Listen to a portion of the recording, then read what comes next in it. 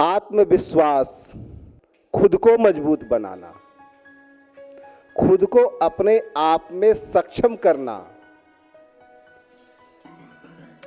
दुनिया जिस ओर जा रही है उस ओर नहीं जाना। जी हां, जिन लोगों का आत्मविश्वास कमजोर होता है वे किसी काम की शुरुआत करने में ही डरते हैं और सफल नहीं हो पाते।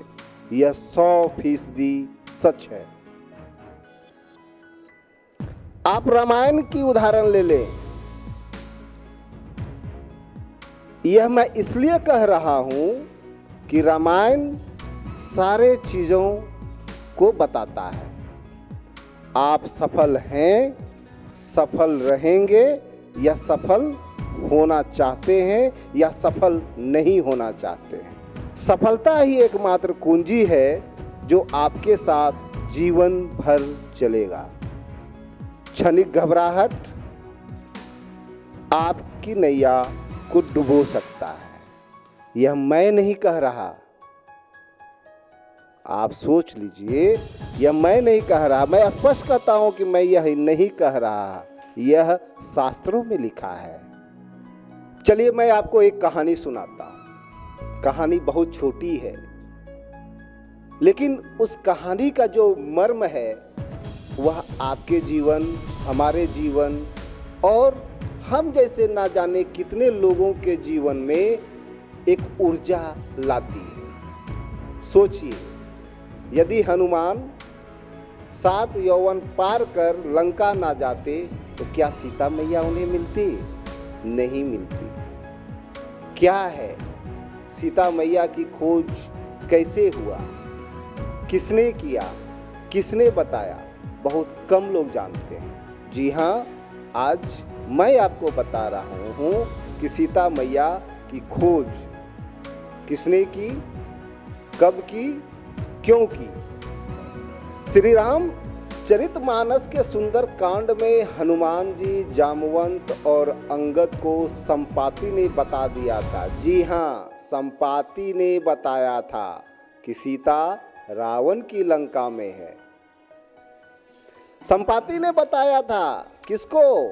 हनुमान जी को, जामवंत को, अंगद को कि सीता मैया कहाँ है।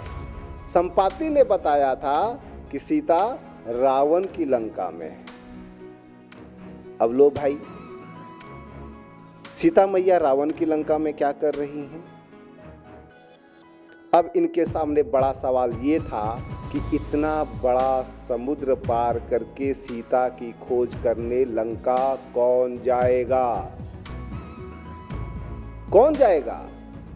कौन सीता मैया की खोज करेगा?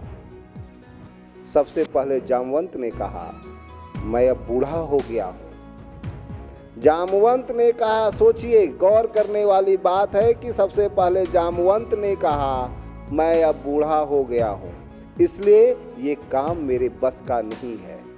इसके बाद अंगद बोला कि मैं समुद्र पार करके लंका तो जा सकता हूं, लेकिन वापस लौटकर आ सकूंगा या नहीं, इसमें मुझे संदेह है।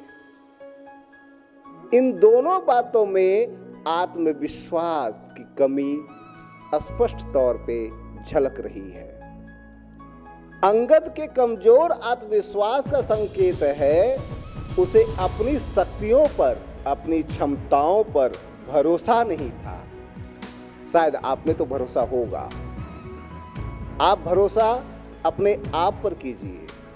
जी हाँ, मैं यह कह रहा हूं कि अंगद के कमजोर आत्मविश्वास का संकेत है उसे अपनी शक्तियों पर, अपनी क्षमताओं पर भरोसा नहीं था, इसलिए उसने लंका जाने से मना कर दिया। जब कोई उपाय समझ नहीं आया तब जामवंत ने हनुमान जी को इस काम के लिए प्रेरित किया। स्मरण करें कि जब कोई उपाय समझ नहीं आया तब जामवंत ने हनुमान जी को इस काम के लिए प्रेरित किया। जामवंत ने हनुमान जी से कहा, हे हनुमान, चुप क्यों बैठे हो? जामवंत ने हनुमान जी से कहा, हे हनुमान, चुप क्यों बैठे हो? तुम तो पवन देव के पुत्र हो, ताकत में पवन देव के समान ही हो, बुद्धि विवेक और विज्ञान के भी जानकार हो। इस संसार में ऐसा कौन सा काम है जो तुम नहीं कर सकते? सोचिए, ये आपको सोचने पर मजबूर कर देगा। सोचिए कि इस संसार में ऐसा कौन सा काम है जो तुम नहीं कर सकते। राम काज करने के लिए ही तुम्हारा जन्म हुआ है। अब क्या होगा? आपके मन में एक विचार उठ रहे होंगे, तो मैं बताता हूं। ये बातें सुनते ही हनुमान जी को अपनी शक्तियां याद आ गईं और वे उत्साह से भर गए। समझ में आया? ये बातें सुनते ही हनुमान जी को अपनी शक्तियां याद आ गईं और वे उत्साह से भर गए। उन्होंने अपने शरीर का आकार पर्वत की तरह कर लिया। उन्होंने अपने शरीर का आकार पर्वत की तरह कर लिया। हनुमान जी समुद्र पार करके लंका पहुंचे और लंका में सीता की खोज की। उन्हें श्री राम का संदेश दिया, लंका जलाई और लौटकर श्री राम के पास वापस भी आ गए। इसे कहते हैं आत्मविश्वास। इससे क्या सीख मिलती है? इससे एक ही सीख मिलती है, काम छोटा हो या बड़ा। मैं बार बार फिर से दोहरा रहा हूं, काम छोटा हो या बड़ा, आत्मविश्वास के बिना पूरा नहीं हो सकता है। हम खुद पर भरोसा रखेंगे तो असंभव दिखने वाले काम को भी आसानी से पूरा कर सकते हैं। हम खुद पर भरोसा रखेंगे तो असंभव दिखने वाले काम को भी आसानी से पूरा कर सकते हैं। ऐसे ही तमाम जानकारियों को प्राप्त करने के लिए आप जुड़े रहें जेके न्यूज़ नेटवर्क। और हाँ, जेके न्यूज़ नेटवर्क को लाइक एंड सब्सक्राइब करना ना भूलें।